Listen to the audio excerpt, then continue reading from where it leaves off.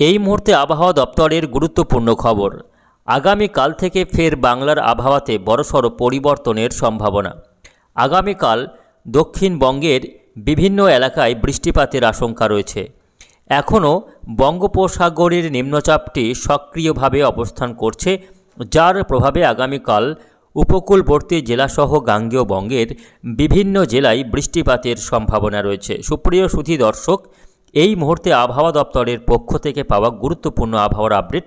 বাংলায় আবারও বৃষ্টিপাতের আশঙ্কা রয়েছে এবং তাপমাত্রাও বাড়ার সম্ভাবনা রয়েছে।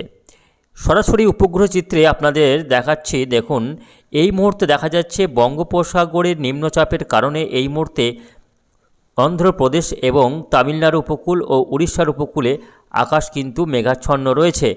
পাশাপাশি উত্তর ভারতের জম্মু কাশ্মীরে একটি পশ্চিমী ঝঞ্ঝা থাকার কারণে উত্তর ভারত সহ এদিকে মধ্য ভারতের বিস্তীর্ণ এলাকায় আকাশ কিন্তু মেঘলা রয়েছে।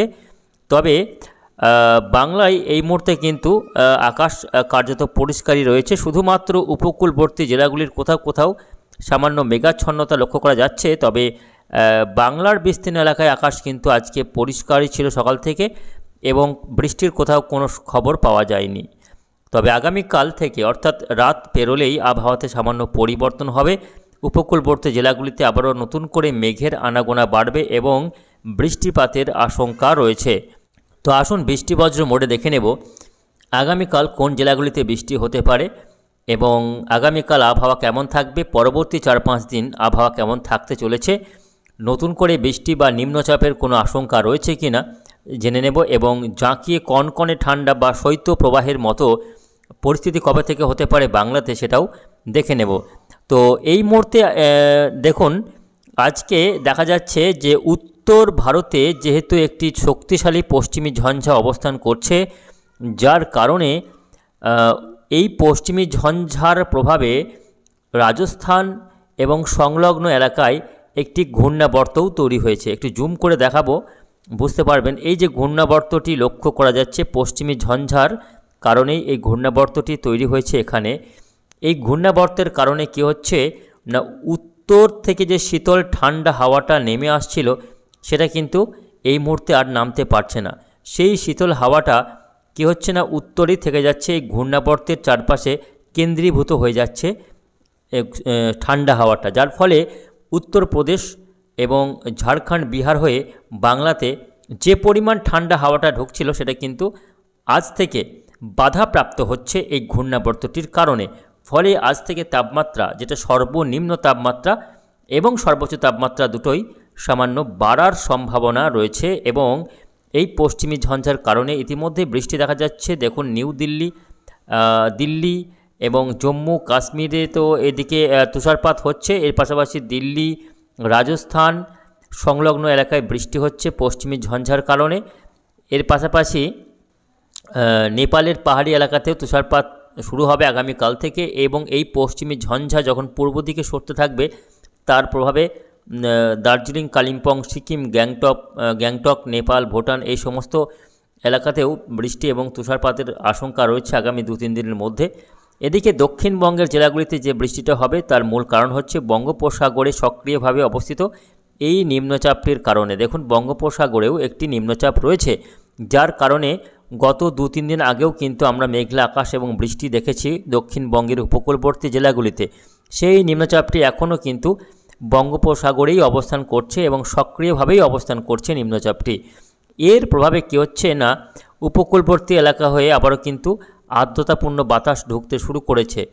এর কারণে আবারও আগামীকাল সামান্য আবহাওয়াতে পরিবর্তন দেখা যাবে। আগামীকাল উপকূলবর্তী জেলাগুলিতে মেঘলা আকাশ দেখা যাবে এবং বৃষ্টি হতে পারে মঙ্গলবার 24 তারিখ। যদিও সব এলাকায় বৃষ্টি হবে না, বৃষ্টি যেটা হবে সেটা হচ্ছে শুধুমাত্র মেদিনীপুর জেলার উপকূলবর্তী এলাকা, মেদিনীপুরের বিভিন্ন এলাকা, এদিকে কলকাতা, হাওড়া, হুগলি, উত্তর দক্ষিণ 24 পরগনা, শুধুমাত্র এই কয়েকটি এলাকাতেই বৃষ্টি হতে পারে। যদিও বৃষ্টির সম্ভাবনা কমই রয়েছে, তবে গতকাল দেখেছিলাম বৃষ্টির সম্ভাবনাটা একটু বেশি ছিল, তবে আজ থেকে সম্ভাবনা একটু কম দেখা যাচ্ছে। যদিও বৃষ্টি রয়েছে চন্দননগর, কলকাতা, আরামবাগ, কোলাঘাট, খড়দহ, চাকুলিয়া এই সমস্ত এলাকায় বৃষ্টি হতে পারে। পাশাপাশি উপকূলবর্তী দীঘা, কাঁথি, এদিকে হলদিয়া, নামখানা, ফ্রেজারগঞ্জ এই এলাকাগুলিতে আগামীকাল মঙ্গলবার সামান্য বৃষ্টি বা হালকা পরিমাণে বৃষ্টি হতে পারে। তবে আগামীকাল উড়িষ্যার উপকূলবর্তী এলাকা, অন্ধ্রপ্রদেশের উপকূলবর্তী এলাকায় বজ্রবিদ্যুৎ সহ দুর্যোগের আশঙ্কা রয়েছে। ভারী বৃষ্টি হতে পারে এবং ঘন্টায় সর্বোচ্চ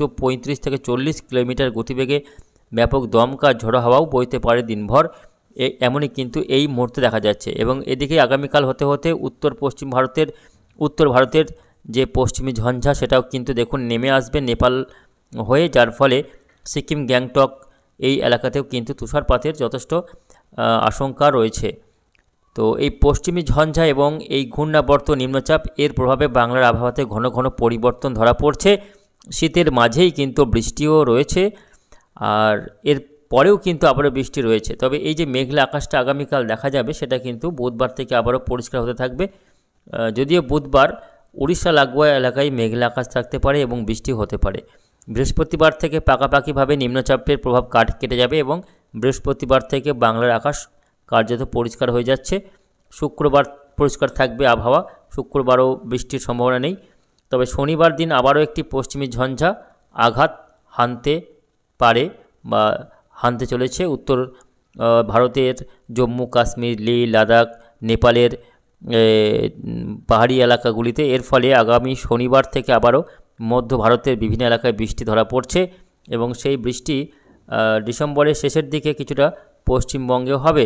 পশ্চিমবঙ্গে আবারও দেখা যাচ্ছে আগামী বুধবার করে বা আগামী এই ডিসেম্বরের শেষের দিকে কিছুটা বৃষ্টি হতে পারে বিহার এবং ঝাড়খণ্ড। তার সঙ্গে পশ্চিমবঙ্গের পশ্চিমাঞ্চলের জেলাগুলি বীরভূম, পশ্চিম বর্ধমান, বাঁকুড়া, পুরুলিয়া এই জেলাগুলিতে, তার সঙ্গে উত্তরবঙ্গের মালদা জেলাতে আগামী 30 থেকে জানুয়ারির প্রথম 2-1 দিনের মধ্যে বৃষ্টি হতে পারে এমনই কিন্তু সম্ভাবনা রয়েছে। কেননা ঘন ঘন পশ্চিমী ঝঞ্ঝা ঢুকছে পাহাড়ি এলাকাতে, যার ফলে বাংলার আবহাওয়াতেও বেশ খানিকটা পরিবর্তনের সম্ভাবনা রয়েছে। আর এদিকে বঙ্গোপসাগরেও আবারও নিম্নচাপ তৈরি হতে পারে ডিসেম্বরের শেষের দিকে, যদিও সেটা বাংলার দিকে আসবে কিনা তা নিয়ে সংশয় রয়েছে। তো এই রয়েছে আগামী কয়েকটা দিনের আবহাওয়ার পরিস্থিতি। ইতিমধ্যেই তাপমাত্রা সামান্য বৃদ্ধি পেয়েছে। তো আসুন আমরা দেখে নেব আজকে জেলাগুলির সর্বোচ্চ ও সর্বনিম্ন তাপমাত্রা কোন জেলায় কত ডিগ্রি রেকর্ড হয়েছে দেখে নেব তার পরিসংখ্যানটা নজরে। 2024 আজকে আসানসোলে সর্বোচ্চ তাপমাত্রা রেকর্ড হয়েছে 26.2 ডিগ্রি এবং সর্বনিম্ন 13.6 ডিগ্রি সেলসিয়াস। বহরমপুরে সর্বোচ্চ তাপমাত্রা রেকর্ড হয়েছে 25 ডিগ্রি সেলসিয়াস এবং সর্বনিম্ন 13.8 ডিগ্রি সেলসিয়াস। এদিকে বাঁকুড়াতে সর্বোচ্চ তাপমাত্রা আজকে রেকর্ড হয়েছে 25.1 ডিগ্রি এবং সর্বনিম্ন 15.3 ডিগ্রি সেলসিয়াস। এদিকে দার্জিলিংয়ে 12.4 সর্বোচ্চ এবং 4.6 সর্বনিম্ন, অর্থাৎ উত্তরে কিন্তু তাপমাত্রা বেশ খানিকটা আবারও নেমেছে।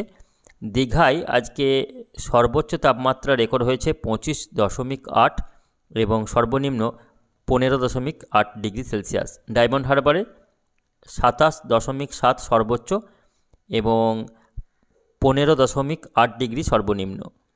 এদিকে আলিপুরে 24.6 সর্বোচ্চ এবং 16.2 ডিগ্রি সর্বনিম্ন তাপমাত্রা রেকর্ড হয়েছে। দমদমে 25.9 সর্বোচ্চ এবং 15.4 সর্বনিম্ন তাপমাত্রা। সল্টলেকে 26.4 সর্বোচ্চ এবং 16.1 ডিগ্রি সর্বনিম্ন। এদিকে মেদিনীপুরে 24.4 সর্বোচ্চ এবং 15.1 ডিগ্রি সর্বনিম্ন তাপমাত্রা রেকর্ড হয়েছে। এদিকে পুরুলিয়াতে আজকে সর্বোচ্চ তাপমাত্রা রেকর্ড হয়েছে 26.7 এবং সর্বনিম্ন 11.1 ডিগ্রি। শান্তিনিকেতনে 24.4 সর্বোচ্চ এবং 13.2 ডিগ্রি সেলসিয়াস সর্বনিম্ন তাপমাত্রা রেকর্ড হয়েছে।